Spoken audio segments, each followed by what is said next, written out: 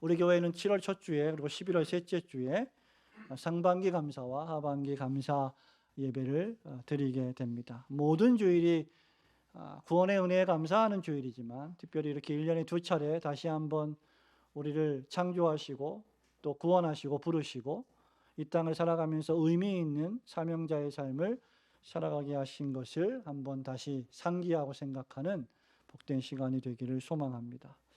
오늘 오직 강하고 극히 담대하라, 하나님께서 여호수아에게 주신 말씀을 통하여 우리가 어떤 경우에 감사할 수 있는지를 생각해 보려고 합니다. 우리 교회도 신혼부부가 몇 가정이 있는데요, 몇 년까지가 신혼부부인지 모르겠습니다만은 아직 자녀가 없는 가정들이 신혼부부가 아닐까 생각합니다. 신혼부부가 결혼을 하고 나면 아이가 태어나기를 간절히 기다리죠. 세상의 풍조와 달리 그리스도인 가정들은 하나님이 주시는 경건하고 거룩한 자손들을 많이 낳아야 할 것입니다. 그래서 그런 신혼부부들이 임신을 했다라는 소식을 들으면 많은 성도들이 축하한다는 말을 전합니다. 그렇게 갓난아이가 또 10개월 후에 탄생하고 나면 더욱더 온 교우가 축하하고 축하할 일이 되며 교회에 오는 것이 그 아이 하나 때문에 얼마나 기쁘고 즐거운지 모릅니다. 목사는 하나님의 언약의 자손인 그 갓난아이에게 유아 세례를 베풀 생각에 더욱 기쁘기 그지없습니다. 그래서 우리 교회에 신혼부부들이 아이를 많이 낳기를 목사는 소망을 합니다. 그런데 그런 갓난아이들이 태어나서 잘 태어나긴 태어났는데 만약에 성장을 하지 않는다면 근심이 가득하게 되지요. 따라서 태어나는 것도 중요하지만 생명을 잉태하는 것도 중요하지만 잘 성장하는 것도 대단히 중요합니다. 성도의 삶에 있어서 다시 거듭나 하나님의 은혜로 내 안에 새로운 생명의 씨앗이 심겨져 새롭게 태어나는 것, 즉 신생, 거듭남 또는 중생하는 것도 중요하지만 그렇게 신생해서 새로운 생명을 얻어 태어났다면 계속해서 그는 믿음 안에서 성장해야 합니다. 그 믿음이 오늘 하나님께서 여호수아에게 말씀하셨던 것처럼 강하고 담대한 믿음이 되어야 할 것입니다. 우리가 믿음을 가지고 신앙생활을 또 교회 생활을 시작하긴 했지만 오직 하나님만 바라보고 하나님의 말씀을 붙들고 지켜내려는 분투의 성장이 없다면 그의 신앙생활은 역동적이지 않고 점점 메말라가며 교회를 왔다 갔다 하는 것은 그저 종교적인 행위에 지나지 않을 것입니다. 신학의 인격은 빈약해지고 매사에 부정적이며 태도도 삐딱해지기 쉽습니다. 우리 안에서 믿음이 시작됐다면 하나님께서 우리 안에서 은혜를 역사하셨다면 그 믿음과 은혜는 반드시 열매를 맺어야 할 것입니다. 은혜 안에서 우리가 자라지 못하면, 즉 은혜가 떨어지게 되면 우리의 영적인 생명은 점점 메말라지고 기쁨과 즐거움도 사라지게 될 것입니다. 그렇다면 신자가 성장하고 있다는 증거는 과연 무엇일까? 많은 이야기를 할 수 있을 것입니다. 그러나 그 중에 하나가 바로 하나님께 항상 감사하는 생활입니다. 우리 한번 따라 하실까요? 항상 감사합시다. 성도 여러분, 그리스도인들에게 감사가 없다는 것은 은혜가 떨어졌다는 아주 위험한 적신호입니다. 감사라는 것은 나의 신앙생활이 여전히 살아있고 역동적이며 성장하고 있다는 가장 강력한 증거 가운데 하나입니다. 그리고 이런 감사는 하나님께서 나를 지으셨고 나의 주인이 하나님이시며 나를 부르셨고 구원하셨고 나에게 이 세상을 살아가는 동안 사명을 맡겨주셨다는 강력한 확신 속에서 점점 더 성장할 수 있습니다. 우리는 이것을 소명과 사명이라고 할 수 있을 겁니다. 신학교에 목사고시를 보러 오는 많은 신학생들에게 옛날에는 시험도 있었고 지금도 있는지 모르겠습니다만은 논문도 써야 하고 또 간단한 글도 하나 써야 되는데 그 글의 대표적인 주제 가운데 하나가 소명과 사명이었습니다. 하나님이 자신을 어떻게 부르셨고 어떻게 이끄셨고 어떤 사명을 맡기셨는지에 대한 확신을 서술하는 것입니다. 왜냐하면 이런 확신이 없으면 신학교에 왔다가도 얼마 버티지 못하고 신학교를 그만둘 것이기 때문입니다.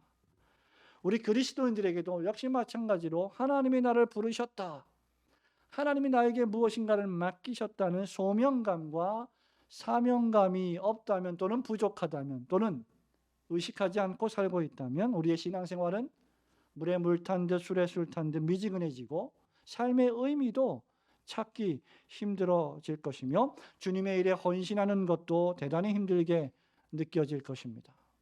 우리 청년들도 하나님이 날 부르셨다, 하나님이 나를 충성되이 여겨 사명을 맡기셨다는 강력한 확신 속에 교회를 다니는 것과 그렇지 않은 것은 천지차이일 것입니다.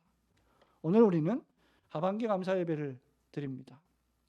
하반기 감사 예배를 드리면서 이스라엘의 새로운 지도자로 부르심을 받는 장면인 여호수아 1장을 통해서 우리가 받은 부르심과 사명에 대해 생각하며 하나님께 감사하는 그런 시간이 되기를 소망합니다. 우선 첫 번째로 참된 감사는 하나님께서 나를 부르셨다는 그 사실을 깨달을 때 주어지는 축복입니다. 우리 1절과 2절, 3절을 한번 같이 읽어볼까요? 여호와의 종 모세가, 시작. 여호와의 종 모세가 죽은 후에 여호와께서 모세의 수종자 눈의 아들 여호수아에게 말씀하여 이르시되, 내 종 모세가 죽었으니 이제 너는 이 모든 백성과 더불어 일어나 이 요단을 건너 내가 그들 곧 이스라엘 자손에게 주는 그 땅으로 가라. 내가 모세에게 말한 바와 같이 너희 발바닥으로 밟는 곳은 모두 내가 너희에게 주었노니. 아멘. 위대한 이스라엘의 지도자 여호와의 종 모세가 죽었다라고 여호수아 1장은 시작합니다. 하나님과 대화하고 하나님께서 친구라고 여겨주실 정도로 하나님과 친밀했던 선지자, 이스라엘의 영도자 모세가 죽었습니다. 이스라엘 백성들에게 이것은 커다란 충격이 아닐 수 없었습니다. 여러분, 이것은 자신을 평생 동안 지켜주고 먹여주고 보호해주던 부모님이, 어머니가, 아버지가 돌아가신 것과 다름이 없습니다. 자신들이 믿고 의지하던 모세가 죽었습니다.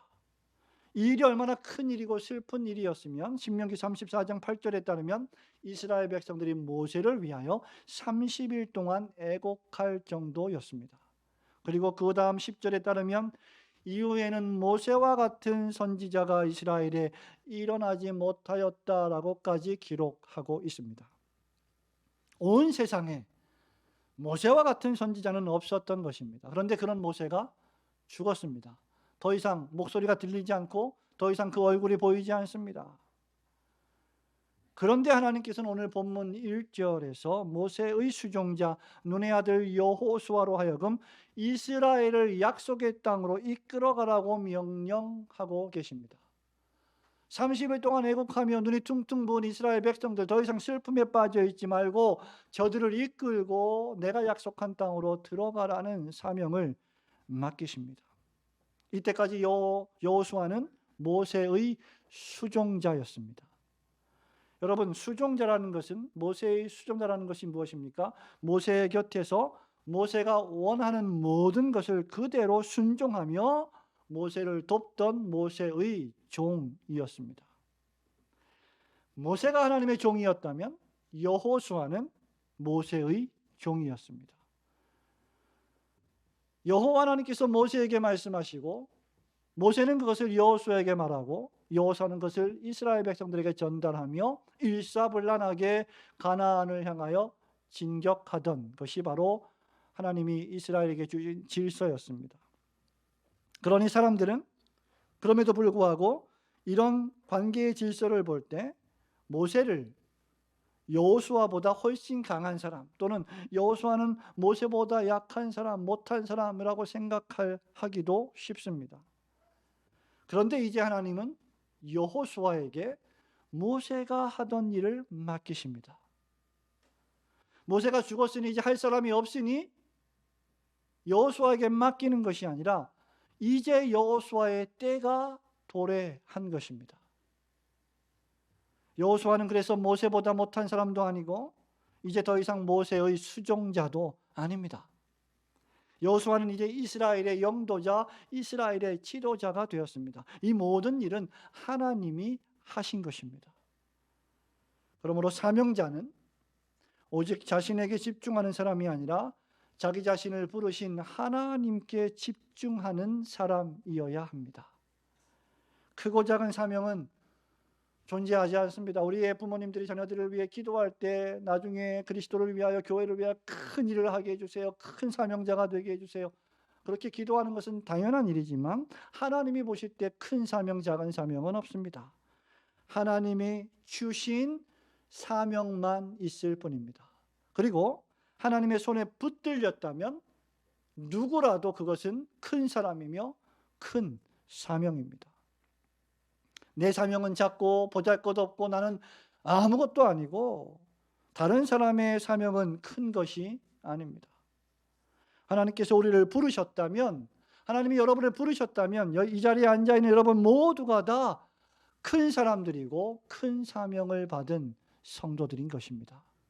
하나님은 이스라엘을 애굽에서 부르신 것처럼 우리를 부르셔서 흑암의 권세에서 빼어내시고 마귀의 자녀에서 빛의 자녀로, 하나님의 자녀로, 천국 백성으로 삼아 주셨습니다. 그리고 하나님은 우리를 교회로 불러주시고 예배의 자리로 부르시고 기도의 자리로 부르시고 찬양의 자리로 부르시고 섬김과 봉사의 자리로 부르시고 이제 마지막에는 하나님의 나라에서 영원토록 찬양할 곳으로 우리를 부르실 것입니다. 그러므로 여러분, 지금 이 자리에 앉아있는 이 시간 자체가 여러분에게 사명입니다. 예배의 사명, 찬양과 기도가 우리의 사명입니다.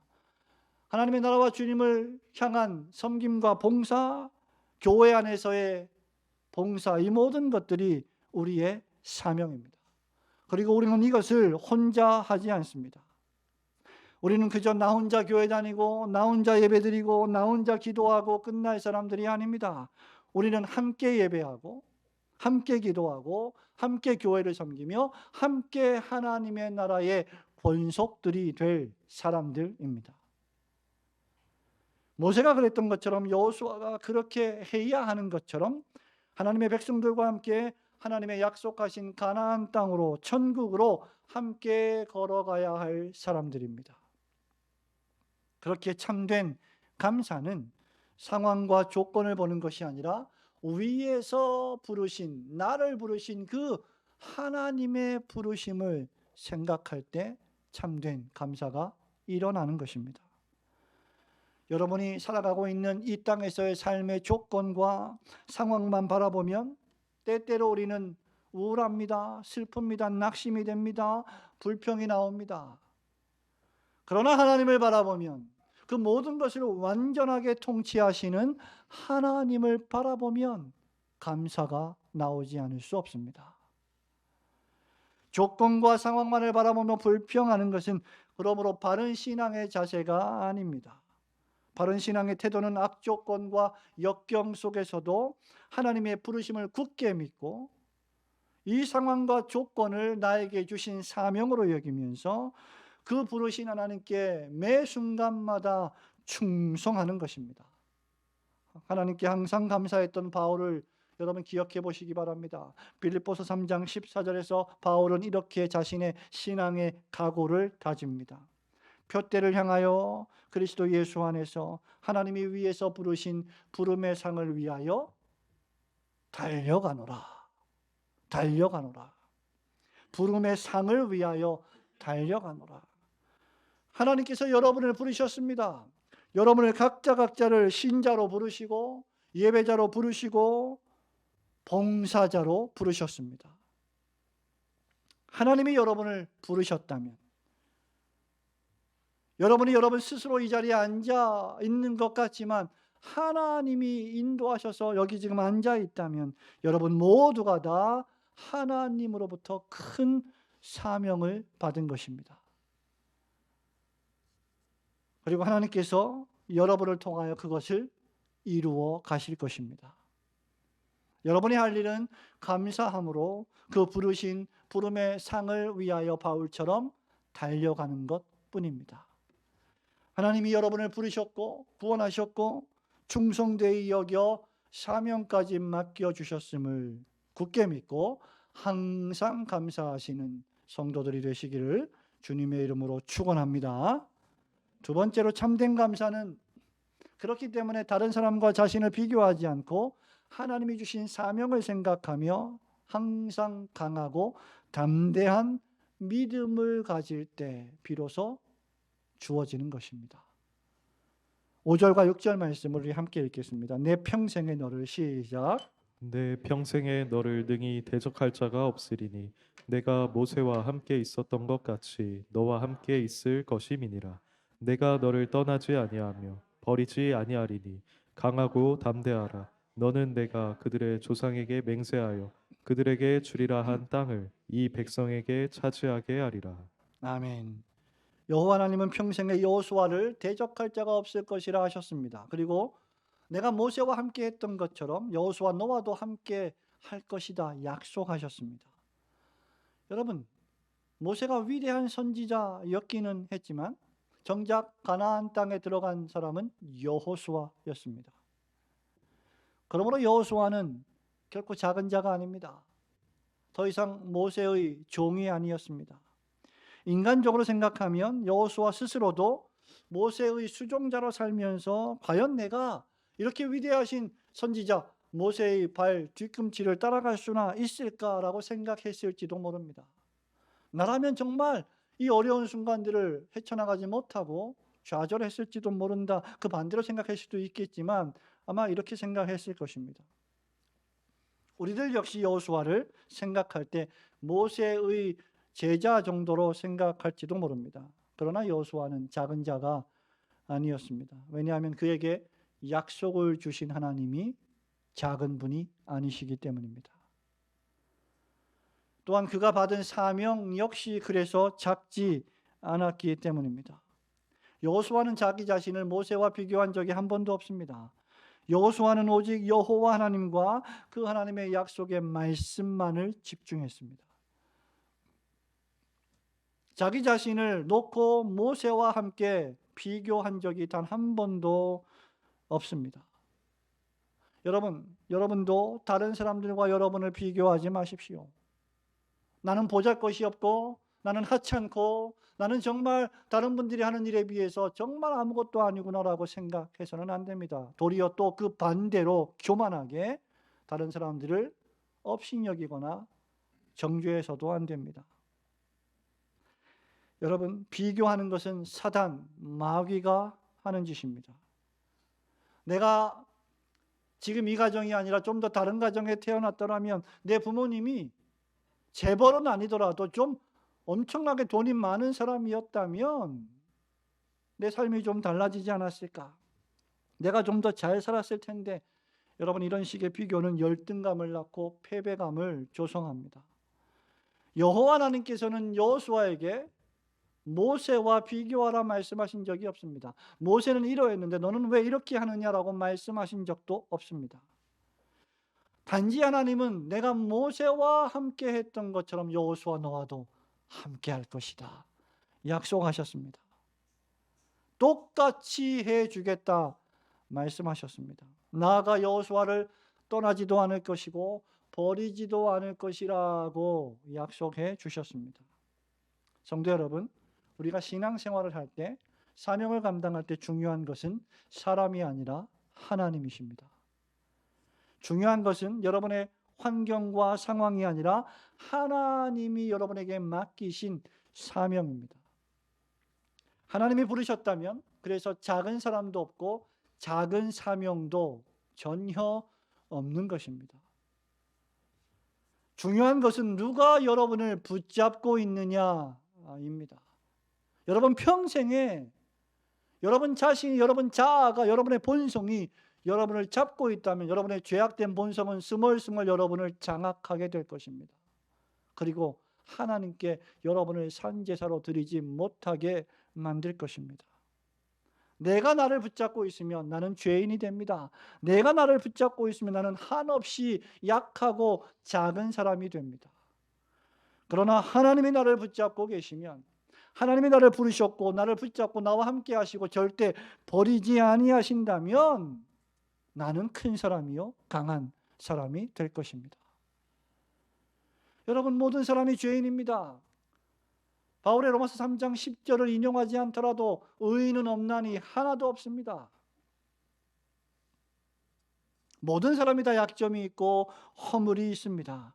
그러나 하나님이 부르시고 하나님이 세우시고 하나님이 사명을 맡기시면 하나님은 그 연약한 그 사람을 통해서 역사하십니다.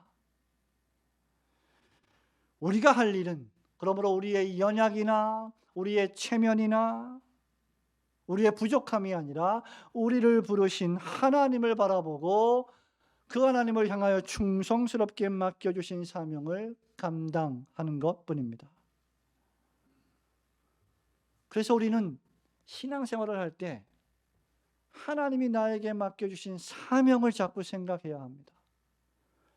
우리가 사명 따라 살아야 하는데 사탄은 자꾸 우리의 상황을 보게 하고 환경을 보게 하고 사람들을 보게 하고 주변을 보게 하고 불평하고 불만하게 합니다.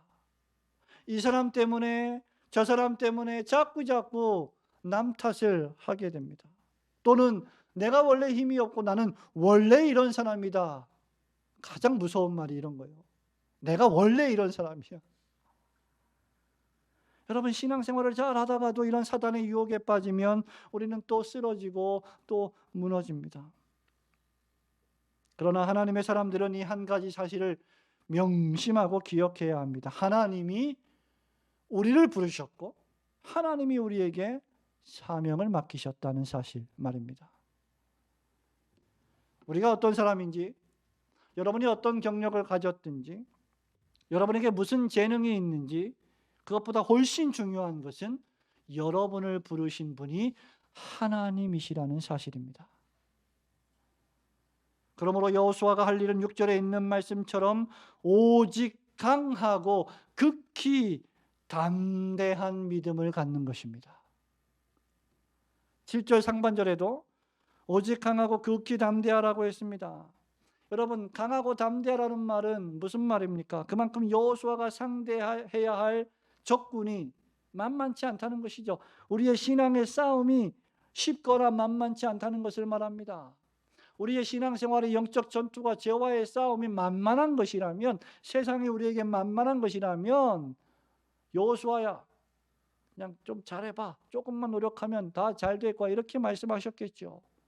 이렇게 강조하면서 강해야 한다, 담대해야 한다, 그것도 오직 강해야 하고 극히 담대해야 한다라고 말씀하시지 않았을 것입니다. 여러분, 신앙생활은 만만하지 않습니다.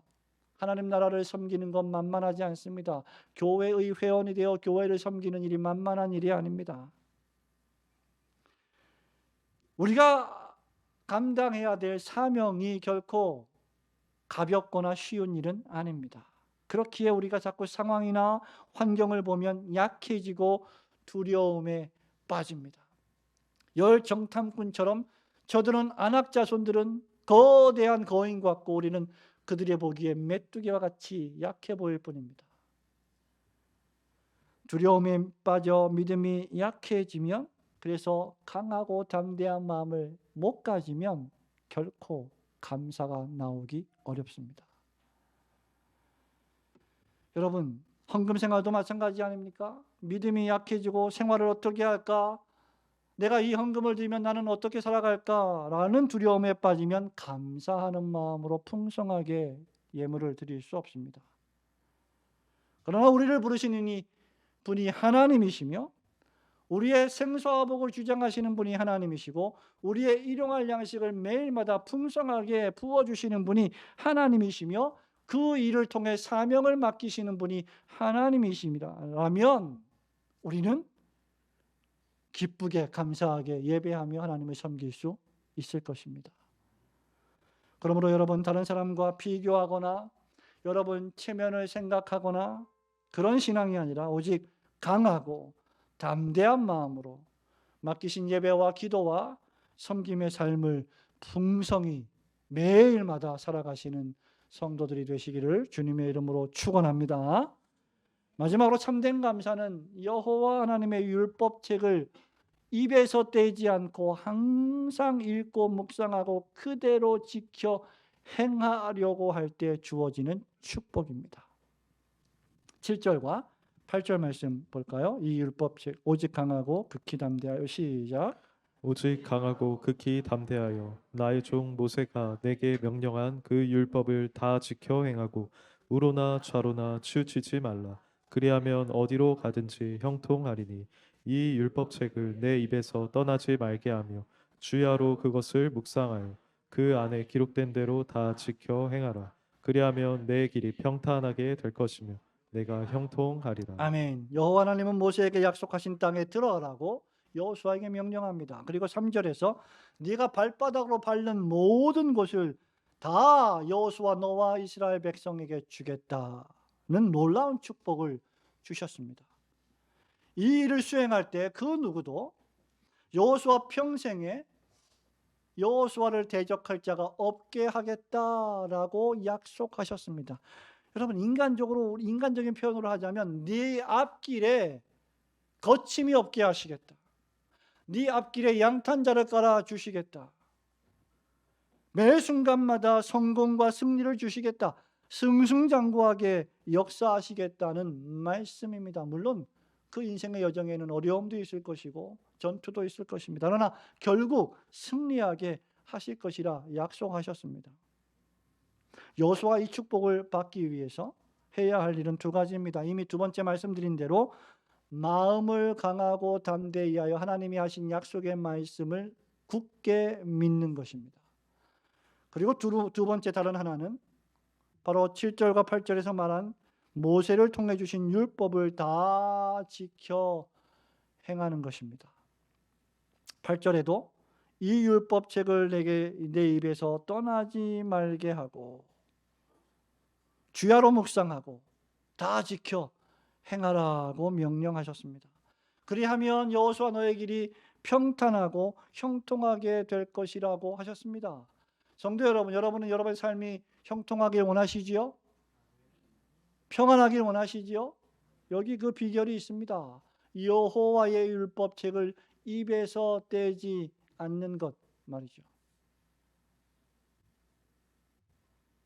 평탄과 형통의 조건이 여호와 하나님의 말씀을 묵상하고 지키는 것에 있다는 뜻입니다. 말하자면 형통의 길은, 승리의 길은, 성공의 길은 사람의 능력에 달린 일이 아니라 하나님의 말씀의 순종에 달린 일이다라는 말입니다.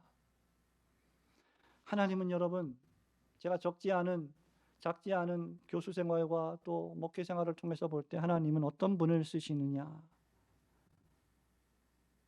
능력이 많은 사람을 쓰시는 것이 아니라 하나님은 믿음의 사람을 쓰십니다. 하나님은 재능이 많은 사람보다 순종하는 사람을 쓰십니다. 여러분, 구약과 신약 성경이 이것을 우리에게 증거하고 있습니다. 선지자 모세가, 신약의 사도 바울이 자기 고집대로 살았을 때는 하나님께서 기다리셨습니다. 그들을 꺾으셨습니다.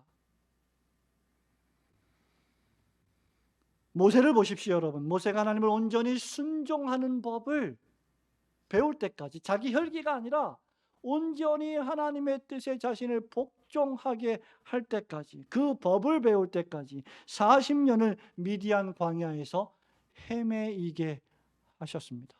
그리고 80이 돼서야 노년의 호렙산에서 모세를 하나님이 부르십니다. 그리고 이스라엘 민족을 애굽에서 출애굽시키십니다. 여호수아는 어땠습니까, 여러분? 모세의 수종자로 모세가 죽을 때까지 살았습니다. 모세의 종으로 살았다, 그 말입니다. 여러분, 모세의 종으로 살면서 여호수아도 많은 생각을 하지 않았을 거 아닙니까, 여러분? 아까도 말씀드린 것처럼 내가 모세 선지자의 발 뒤꿈치를 따라갈 수 있을까, 젊은 모세가. 또 그러다가도 젊은 혈기에 내가 이스라엘의 지도자가 되면 지금 모세보다 훨씬 더 잘하지 않을까 하는 생각을 하지 않았을까? 젊은 혈기에 노년의 모세의 방식이 못마땅했을 수도 있을 것입니다. 그러나 하나님은 모세가 죽을 때까지 여호수아를 모세의 수종자로 두셨습니다. 철저하게 모세를 통하여 믿음과 순종을 배우게 하신 것입니다. 성도 여러분, 그러므로 순종이 없으면 감사도 없습니다. 감사의 사람은 순종의 사람입니다. 자기 생각이 있어도 하나님의 말씀 따라 자신의 생각을 접고 말씀에 순종하는 사람입니다. 일사불란하게 하나님께서 정해주신 질서에 따라 하나님이 세워주신 목회자와 함께 하나님의 나라를 향하여 복음을 전하며 천성을 향하여 달려가는 일에 합심하고 협력해야 할 것입니다. 그렇게 하기 위해서 여호와 하나님은 여호수아 자신에게 이 율법책을 내 입에서 떠나지 않게 하라, 그리고 이스라엘 백성들에게 율법을 가르치라 명령하셨습니다. 여러분, 율법책을 이 입에서 떠나지 말게 하라, 이 무슨 말일까요? 계속해서 여호와의 말씀을 읊조리라는 것이죠. 읽으라는 것입니다. 외우라는 것입니다. 묵상하라는 것입니다. 주야로 묵상하라 하셨습니다. 아침과 저녁에 이 말씀을 깊이 생각하라는 말입니다. 그리고 이 말씀을 다 지켜 행하라고 하셨습니다. 단순히 종교인이 되지 말고, 단순히 읊조리는 사람이 되지 않고 이 말씀을 마음에서 행동으로 지켜 옮기라 하신 것입니다. 성도 여러분, 한마디로 말하면 하나님 말씀에 순종하라는 말입니다. 하나님 말씀인 성경은 그저 종교적 장식이 아닙니다. 끊임없이 읽고 묵상하고 또 읽고 묵상하고 지켜야 할 하나님의 말씀입니다. 여러분, 모든 제품에는 매뉴얼이 있습니다. 자동차에도 매뉴얼이 있죠. 자동차가 굴러가기 위해서는 매뉴얼대로 행해야 합니다. 우리의 신앙생활도 매뉴얼 따라 해야 하는데 그것이 바로 하나님의 말씀입니다. 신앙생활도 매뉴얼 따라 해야 하는데 그렇게 안 하니까 무리가 되고 문제가 생기고 시험에 드는 것입니다. 말씀과 교리대로 살아가면 되는데 자기 생각대로 자기 감정대로 살아가니까 문제가 생깁니다. 사명자는 말씀 따라 살아가는 사람들입니다. 그럴 때 비로소 참되게 감사할 수 있는 것이죠. 우리가 성도의 매뉴얼인 하나님의 말씀에 집중하지 않기에 사람의 말에 흔들리고 거짓의 말에 흔들리는 것입니다. 신앙생활의 법칙인 성경대로 하지 않으니까 자꾸 문제가 생기고 신앙생활이 힘들고 감사가 없는 것입니다. 상황이나 환경이 문제가 아닙니다. 여러분, 하나님 말씀을 믿는 믿음, 하나님의 말씀대로 살면 형통하게 될 것이라는 믿음이 없으니 힘이 드는 것입니다. 내 힘으로 하려다 보니 점점 힘이 드는 것입니다. 그러므로 여러분의 신앙생활에 감사하려면, 감사로 충만하려면 그 비결은 끊임없이 여러분에게 주신 하나님의 사랑의 말씀을 읽고 주야로 묵상하는 것입니다. 그러기 위해서는 평소의 말씀을 가까이 두고 읽으셔야 합니다. 일주일에 한 번 교회 올 때 성경책을 들고 오고 일주일 동안은 단 한 번도 말씀을 묵상하지 않는다면 감사하기 어려울 것입니다. 일주일 내내 말씀을 보지 않는다면 교회에 와서도 지금 선포되는 설교가 무엇인지 내가 이해하지 못합니다. 알지 못합니다. 은혜를 받지도 못합니다. 성경을 읽는 것도, 기도를 하는 것도, 여러분 찬송을 부르는 것도 매일매일 해야, 그래야 가능하지. 어쩌다 여러분 오늘 한번 성경 좀 읽어볼까 치면 읽어지지 않습니다. 평상시에 훈련이 안 돼 있기 때문이죠. 여러분, 기도도 마찬가지고 찬송도 마찬가지입니다. 평상시에 늘 기도하며 하나님의 도우심을 간구했던 성도들은 어려움이 닥칠 때도 본능적으로 하나님을 찾고 기도하지만 평상시에 기도하지 않으면 어려움이 있을 때 그 하나님을 찾기가 대단히 어려워집니다. 성도 여러분, 감사가 훈련이 되어 있지 않으면 갑자기 감사할 수 없습니다. 여러분이 매일 감사해야 주일도 감사로 충만해지는 것입니다. 고난이 오고 환난이 오고 어려움이 닥칠 때 말씀이 나에게 힘이 되려면 평소에 말씀을 읽어야 하고, 어려울 때 기도로 요청하려면 평소에 하나님을 의지하는 기도의 훈련이 있어야 합니다.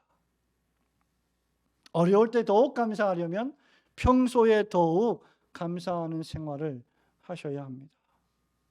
참된 감사는 여호와 하나님의 기록된 말씀을 항상 읽고 묵상하며, 또한 그 말씀을 선포하는 설교를 잘 듣고 그 설교 말씀의 권면에 순종할 때 하나님이 주시는 축복입니다.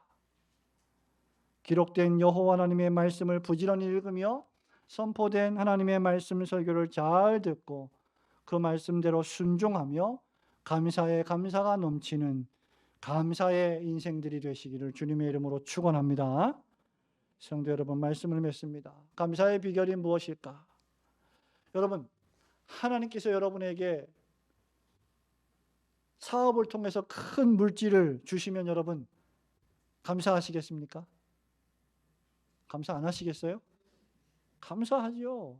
하나님이 아파트를 갑자기 이렇게 엄청나게 복을 주셔가지고 올라서 돈이 생기면 얼마나 감사한 일입니까? 우리 서원이가 수능을 끝나고 이제 기쁘고 즐거운 마음으로 남이섬에 갔다 왔는데, 좋은 대학에 들어가면 어떻습니까, 여러분? 감사하죠. 안정된 직장을 구하면 어떻습니까? 감사해요. 어느새 저 갓난아이 같은 애가, 저 어린애가 어느새 커가지고 직장 생활을 하고 11조를 하고 감사 예물을 하고 부모님을 섬기고 선물을 하고, 얼마나 감사한 일입니까? 여러분, 그 모든 것들이 감사의 조건이긴 하지만 그것들은 모두 다 상황과 환경일 뿐입니다. 만일 하나님이 여러분에게 물질을 거두어 가시면 그때도 감사하시겠습니까? 여러분에게 건강을 거두어 가시면, 질병을 주시면 그때도 감사하시겠습니까? 감사는 그래서 상황 따라 할 수도 있고 못할 수도 있는 것이 결코 아닙니다. 만일 그런 것이라면 바울은 범사에 감사하라 말씀하지 않았을 겁니다.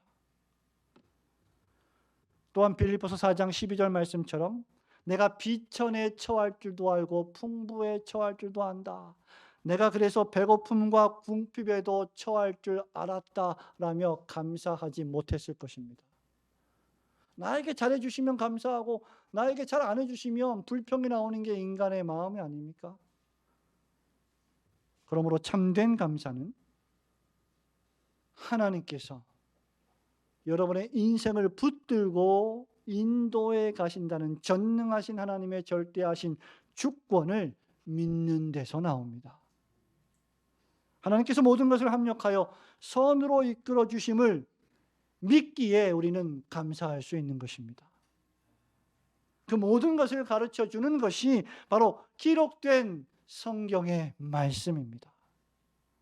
그리고 그 성경을 풀어 선포해 주는 것이 매 주일마다 여러분이 듣는 하나님의 말씀의 설교입니다. 그러므로 여러분이 기록된 말씀과 그 기록된 말씀에 충실한 설교에 항상 순종해야 비로소 감사할 수 있게 될 것입니다. 기도는 그 하나님의 말씀을 온전히 믿고 다 지켜 행할 수 있게 해달라는 도우심의 간청입니다. 이렇게 범사의 말씀을 읽고 기도하는 생활을 하는 신자만이 여호수아처럼 사명을 감당할 수 있게 될 것이며, 그 일을 수행하면서도 감사로 그 일을 하게 될 것입니다. 여러분, 우리는 오늘날 너무나 바쁜 시대를 살아갑니다. 그렇게 더더욱 시간을 내서 성경을 읽으셔야 합니다. 성경을 입 앞에 놓고 눈앞에 놓고 입에서 떼지 말아야 합니다. 그 정도로 성경을 읽어야 한다는 것이죠. 시간을 구별해서 기도해야 합니다. 여러분 유튜브를 보는 시간을 줄여서 말씀을 봐야 합니다. 신학교에 여러분 10년, 20년 전에는 강의를 할 때 신학생들에게 우리가 보통 교수들이 강의하다 보면 말씀을 인용할 때가 있잖아요. 어떤 말씀을 앞에 부분 인용하면 그 다음 무슨 말씀하면 팍팍 나와요. 그냥 우리 신학생들이 성경을 너무 많이 읽어서. 그런데 요즘에는 내가 무슨 말을 요한복음 3장 16절 유명한 말이잖아요. 그 말씀조차 앞에 말하면 하나님이 세상을 이처럼 사랑하사 그 다음 안 나와요. 잘. 그만큼 성경을 안 읽는다는 것이죠. 여러분 어떻습니까? 그래서 강의하기가 너무나 답답해요. 빨리빨리 말이 나와줘야 그 다음 강의를 진행할 수 있으니까. 여러분 TV를 보는 거, 유튜브를 보는 거, 드라마 보는 거 정지할 일이 아닙니다. 보십시오. 그러나 그 시간을 줄여서 기도하십시오. 그렇게 해야 매뉴얼대로 살 수 있고 그렇게 해야 여러분에게 주신 사명을 감당할 수 있습니다. 우리의 사명은 범사에 하나님 말씀의 뜻대로 살아가는 겁니다. 목사, 장로, 집사, 권사, 여러분 교회 여러 직분들은 그 사명을 수행하는 한 가지 일일 뿐입니다. 우리의 전체 인생이 우리의 사명입니다. 하나님 뜻대로 살아가는 것 말이죠. 그러므로 여러분 사명감을 가지고 직분을 수행해야 합니다. 우리의 생각, 감정대로 살아서는 안 되며 느낌대로 살아서는 더더욱 안 됩니다. 하나님의 말씀대로 행해야 합니다.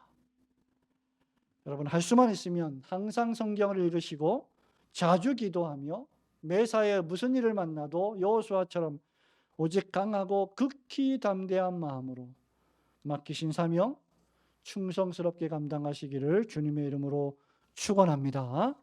아멘.